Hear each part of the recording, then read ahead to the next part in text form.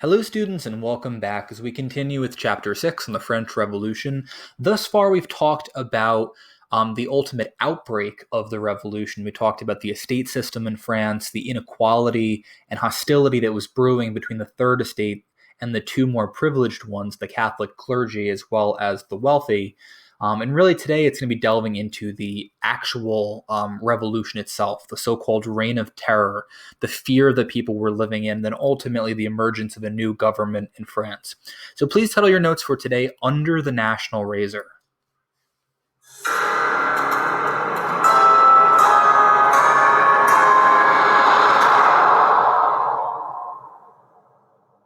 Frequently, the guillotine is seen as a symbol or icon synonymous with the French Revolution, one that people envision as being a sign of cruelty and bloodshed and horror and gore. In reality, the guillotine was actually a byproduct of Enlightenment thinking. Its inventor, Dr. Guillotin, envisioned it as a device that would equalize death. Typically, decapitation was a killing method that was reserved for the wealthy and the privileged. It was quick. It was something that wasn't drawn out, and oftentimes commoners and peasants were subjected to much more cruel executions. So the idea was supposed to be that this was a quick way of killing someone, but it takes on a life of its own, and France actually ends up living under a national razor with the guillotine lifted up above the major cities like Paris, and people being lined up to be executed or killed on a daily basis by the hundreds or thousands. So just a little bit of recap of what we've talked about so far. After the creation of the National Assembly following the meeting of the Estates General in 1789, commoners stormed the Bastille prison. No actual prisoners at the time, trying to get gunpowder to fend off an attack of the royal army and King Louis XVI. But it becomes a moment that is ingrained in French history. Their Independence Day is still on Bastille Day, the day of the storming of this prison, because it's symbolic. The commoners rip down the prison with their bare hands, symbolizing the fall of the absolute monarchy. One of the most important elements here is what becomes of the guards in the prison. Members of the Third Estate, the revolutionaries, decapitate them and parade their heads around on pikes. This is not condemned by the new National Assembly, and as a result, it really sets the tone for the revolution that's to come. Following this event, we have what's called the Great Fear, which is basically mass chaos spreading all throughout France as members of the aristocracy being murdered in their homes and their manors, their estates being burned down. Basically, it's anarchy and this period of just absolute fear among everyone, not only members of the First and Second Estates, but also members of the Third Estate too, with just signs that their government was deteriorating in front of them, and there was so much uncertainty about life. One last quick reminder is about bread. We spoke about this previously, but in France at the time, bread's significance cannot be understated.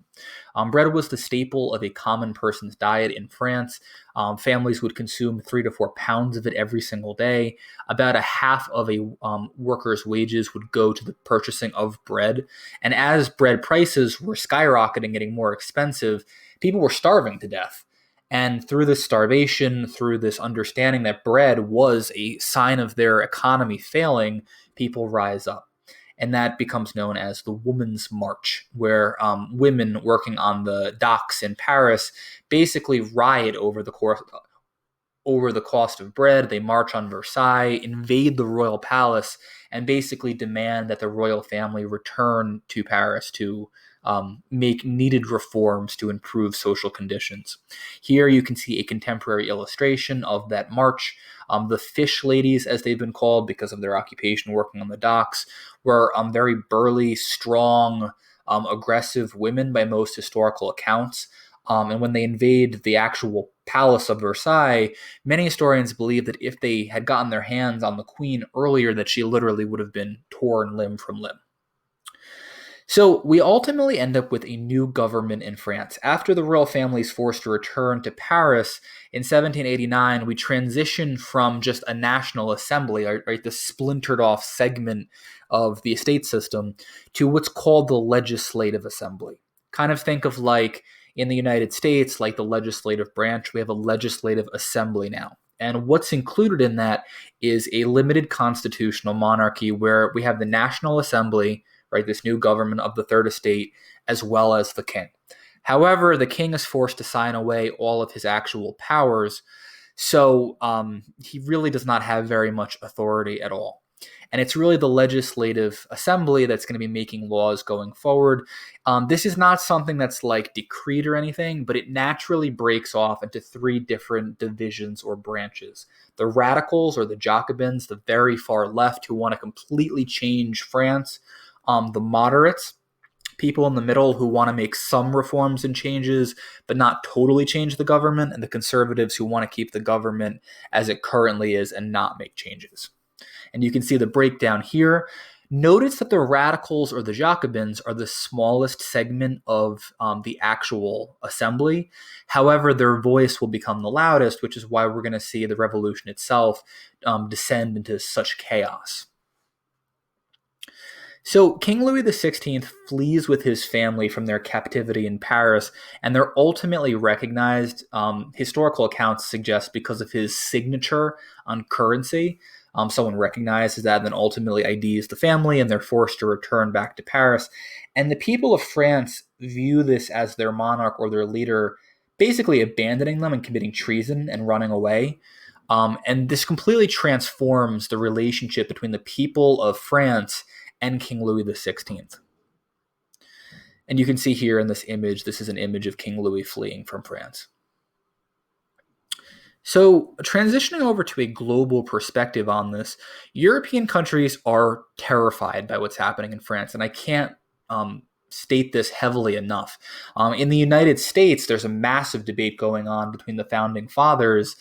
People like John Adams want to become closer allies with the British, right, who they just defeated in the American Revolution. But other people like Thomas Jefferson want to assist France in its transition to a new government. But they're terrified by what they're seeing, the decapitations, the great fear, wealthy people being murdered, just the absolute anarchy that's ensuing. And we have countries basically unifying together to urge France to restore the monarchy. Austria and Prussia coming together, and then we'll ultimately see that several other countries do the same thing. So ultimately, we end up in a situation where France is going to have to declare war on Prussia and Austria, right? These two nations that have emerged from the Holy Roman Empire. Prussia threatens to destroy Paris if the royal family is harmed. Louis XVI and Marie Antoinette obviously are now going to be prisoners of the revolutionaries, unlike what it was like in the Legislative Assembly, where the king still had some authority, even though it really wasn't true authority. Ultimately, the monarchy is going to be dissolved and France is declared a republic. Keep in mind that for the countries around Europe, many of whom are led by monarchies, they have vested interest in King Louis XVI maintaining his power. And Marie Antoinette is the daughter of Maria Theresa, who's now dead, but she's still the brother of Joseph, who was the ruler of Austria at the time. So the royal family is very much enmeshed into the politics of Europe, and the European nations want to obviously save them. So the Jacobins, as I mentioned before, the radical segment of the Legislative Assembly, are going to take control in 1792. Many historians have compared the takeover of the small segment of the government to the Nazi regime taking control of Germany prior to World War II. Similar dynamic where a very smaller populist group basically overtakes the whole and they become the new government. After a narrow vote, it's decided to guillotine or murder King Louis XVI on January 21st, 1793. And just to show you again, this is the breakdown of the different parts of the Legislative Assembly. And you just, again, notice that the Jacobins are the smallest segment or the far left wing. So other nations of Europe are going to come together to ultimately join Prussia and Austria. Nations like England, Holland, Spain, as well as others are going to be fighting against France. The Jacobins, out of desperation, draft all able-bodied males and women as well, 18 to 40, to join the military. And you can see here, this is a map of Europe at the time. It just shows the different countries that are in existence. So you can see Prussia and Austria are among the biggest players, as well as Great Britain and Spain. Very difficult for France to defend itself because they're completely surrounded by adversaries who want to stop this revolution in its tracks. So, the leader of the Jacobin segment of the Legislative Assembly is a man named Maximilien Robespierre. He tries to build what he describes as a republic of virtue, saying that they must erase all of France's past, all signs of the monarchy, all of the statues and paintings, and basically create a new country in France. He's the one who oversees the reign of terror, all these executions. Enemies are literally tried in the morning and guillotined by the afternoon. It's basically like a conveyor belt, and people are murdered in the hundreds to thousands. So pause the video here and just take a quick look at primary source A. The question that follows asks, how did Maximilien Robespierre attempt to justify the use of terror against enemies of the revolution? So again, pause the video if you need to, take a look at this primary source, and then push resume. So, just to go over this very quickly together, Maximilien Robespierre argues that what is becoming of the aristocracy, of the wealthy, of the privileged estates, these enemies of the revolution, pales in comparison to what the poor have suffered for all of these years. Family members dying, families starving to death, being paid nothing, having no voice in government. And what's happening to them is almost not only justified, but benevolent, kind. He also says anybody who is a defender of absolutism or an enemy of the revolution is an enemy of France itself. And if they're allowed to live, they will fester and grow and they will contaminate this new republic of virtue. So this is what a scene of an execution would typically look like. You can see the guillotine in the middle of the city square.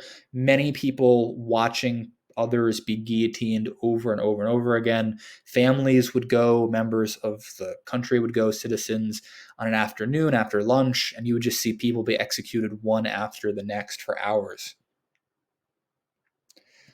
So thousands are executed. Among them is Marie Antoinette. So not only is King Louis killed, but Marie Antoinette is killed as well. In total, we estimate that there were about 40,000 deaths. And interestingly, most of them were not the rich. 85% of them were peasants or members of the bourgeoisie.